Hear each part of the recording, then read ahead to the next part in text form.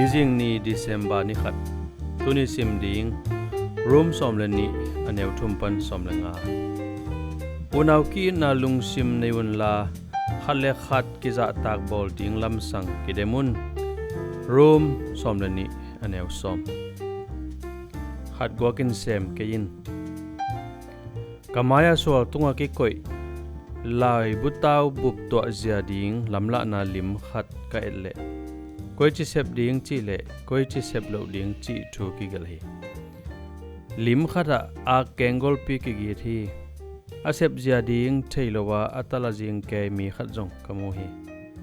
ke jong to pa ma bangin ka chi na ding a theilo ka hi adang lim khata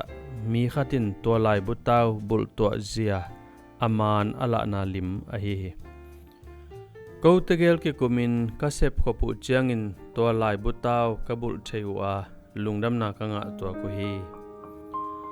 keizong ka pasal kianga nunghu ding ke saming chi lamla na lim kalakhi ama zong hong noi san komin honghu pa hi khat ve ve khat gwakin ki that tang han chiam thei chi chia thi lamla na bangin zoin khat gwakin sem lowin ni in sem khom leng alem pan na hi ki ge hi room som le ni sunga polin zong thum thang mi te in jesu sunga khat gwakin anun tak lo dingun nahan thoni ama le ama hi zo ki sa in ama to ki tuak za walin kilian saklowin khat le khat akizom dim diam pumpina te bangin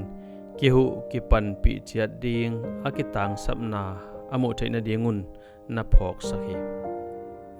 jesu hu na to unaw ki na lungsim neun la khale khat ki za tak bol ding lam sang han cham ding honghil ma bangin ikisapna da na le nuam na te ki puak pi khoma